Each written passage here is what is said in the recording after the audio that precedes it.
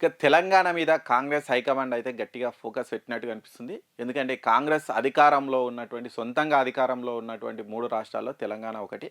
మరి ఇప్పటికే దేశవ్యాప్తంగా కాంగ్రెస్ పార్టీ పరిస్థితి బాగాలేదు కాబట్టి ఉన్న రాష్ట్రాల్లో ఖచ్చితంగా కాస్త ఫోకస్ పెట్టి పార్టీని బలం పెంచుకోవాలి అన్న ఉద్దేశంతోటి ఉన్నట్టుంది. అందుకే ఇక్కడ ఇన్ఛార్జ్‌ని కూడా మార్చిర్రు.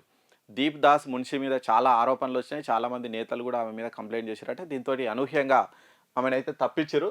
కొత్త ఇన్ఛార్జ్ అయితే వచ్చిర్రు. మీనాక్షి నటరాజన్ అనే మహిళ, ఆమె మహిళా నేత ఇన్ఛార్జిగా అయితే వచ్చిర్రు. ఆమె గురించి కూడా మనం చూడొచ్చు.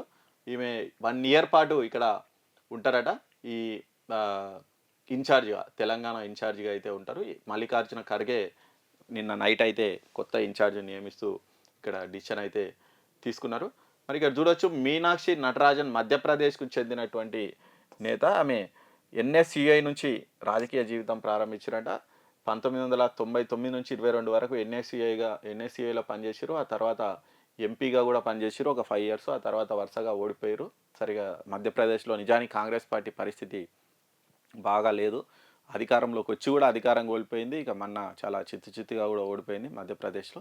సరే, ఇక అక్కడ ఎక్కడున్నప్పటికీ ఇక్కడ కొత్త ఇన్ఛార్జ్‌ని అయితే నియమించారు. మరి కొత్త చాలా అంటే సమస్యలు చాలా ఉన్నాయి. కాంగ్రెస్ పార్టీ నిజానికి కేసీఆర్ గవర్నమెంట్‌తో పోలిస్తే కాంగ్రెస్ పార్టీ కొన్ని పనులు చేసింది. ఈ కులగణన విషయంలో కావచ్చు, రుణమాఫీ విషయంలో కావచ్చు, ఇంకా కొన్ని ఫ్రీ స్కీమ్‌లు వాళ్ళు ఇస్తన్నటివి ఈయనైతే ఇచ్చిర్రు. చాలా వరకు ఈ ఎగ్జామ్స్ నిర్వహణలో కావచ్చు, చాలా వరకైతే వాళ్ళు ఆ గత గవర్నమెంట్‌తో పోలిస్తే వీళ్ళు మంచిగానే చేస్తుర్రు. అయినప్పటికీ ఇవి ప్రజల్లో చెప్పుకోవడంలో మాత్రం చాలామంది ఫెయిల్ అవుతుర్రు. ఈ అంటే ఒక్కాయనే పని చేస్తే కాదు కదా! అందరూ ఓకే. మనం ఎంత చేసినప్పటికీ మేము చేస్తున్నాము, వాళ్ళు చేయలేదు, మేము చేస్తున్నాం అని చెప్పుకోవాలి. కానీ ఆ పని వీళ్ళు చేయట్లేదు. దీంతోటి ప్రజల్లో వ్యతిరేకత భావన మాత్రం చాలా పెరిగిపోతుంది. దాన్ని మరి వీళ్ళు ఎట్లా ఓవర్‌కమ్ చేస్తారనేది చూడాలి. మరి నిన్న మొన్న కూడా ఏదో మీటింగ్‌లో కూడా వీళ్ళు చెప్పినట్టున్నారు. మనం చాలా పనులు చేస్తున్నాం, చెప్పుకోవడంలో వెనుకబడుతున్నాం. దాంతోటి అనవసరంగా మన మీద విమర్శలు వస్తున్నాయని. మరి అంటే కాంగ్రెస్ కార్యకర్తలు బూత్ స్థాయి నుంచి కూడా వీళ్ళు గట్టిగా పనిచేస్తేనే, గట్టిగా వీళ్ళు చెప్పుకుంటేనే ఏదో ఓ పని అవుతుంది కానీ వీళ్ళు చెప్పుకోవట్లేదు. దాంతోటి అట్లా అయింది, ఇట్లా అయింది, అది ఇయ్యలేదు, ఇది ఇయ్యలేదు అని మొత్తం నెగెటివ్ పబ్లిసిటీ మాత్రం చాలా బీభత్సంగా జరుగుతుంది. జనాలు కూడా అదే మాట్లాడుకుంటున్నారు. మరి ఈ నేపథ్యంలో వీళ్ళైతే కొత్త ఇన్ఛార్జ్‌ను నియమించారు. మరి వీళ్ళు వచ్చిన తర్వాతనే ఏమైనా మారుతుందేమో చూడాలి. దాంతో పాటు కనీసం మంత్రివర్గ విస్తరణ చేయడం లేదు. 1.5 ఇయర్ అవుతుంది గవర్నమెంట్ వచ్చి.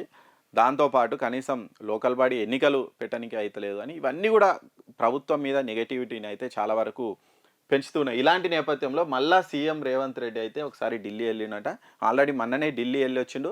వెళ్ళొస్తే రాహుల్ గాంధీ అపాయింట్మెంట్ ఇయ్యలేదు, ఆయన దూరం పెడుతున్న ప్రచారాలు కూడా నడిచినాయి. ఆ తర్వాత ఆయన ఏదో చెప్పిండు, అదంతా వదిలేస్తే ఇప్పుడైతే మళ్ళీ రాహుల్ గాంధీని కలవనీకనే రేవంత్ రెడ్డి అయితే ఢిల్లీ వెళ్ళిండట. 1 వీక్ బ్యాకే వెళ్ళిండు. మళ్ళీ 1 వీక్‌లోనే రెండోసారి ఆయన అయితే వెళ్ళిండు. ఈరోజు రాహుల్ గాంధీని కలుస్తాడట. దాంతోపాటు చాలామందిని అయితే కలుస్తారట.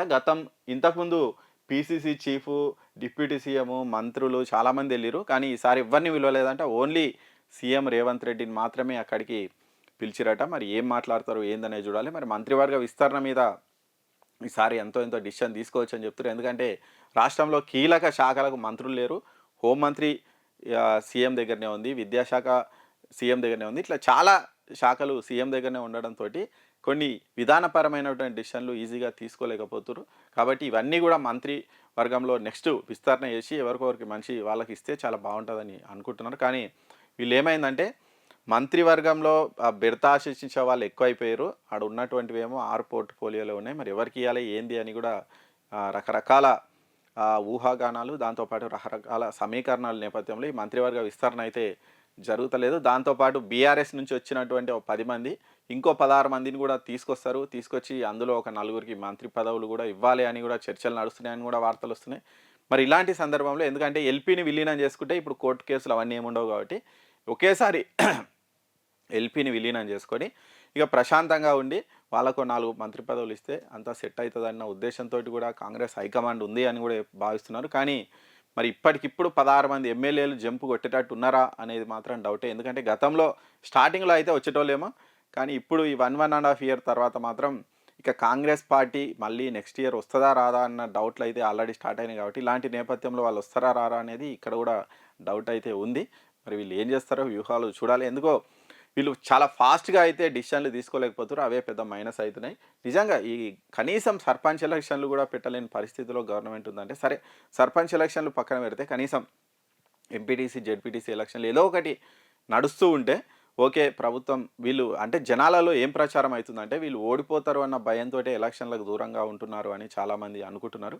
కాబట్టి దీన్ని బద్దలు కొట్టాలంటే వీళ్ళు చాలా డేరింగ్‌గా ఎళ్ళాల్సొస్తది. మరి ఎలాంటి డిసిషన్‌లు తీసుకుంటారో చూడాలి. మొత్తంగా అయితే మళ్ళీ సీఎం రేవంత్ రెడ్డి అయితే ఢిల్లీకెళ్ళిర్రు. ఈరోజు కీలకమైనటువంటి చర్చలు జరుపుతారట. జరిపిన తర్వాత ఇంకా వీటన్నిటి మీద ఇంకేమైనా అప్డేట్స్ వస్తాయేమో మనం అయితే చూడాలి. రాహుల్ గాంధీతో భేటీ తర్వాత.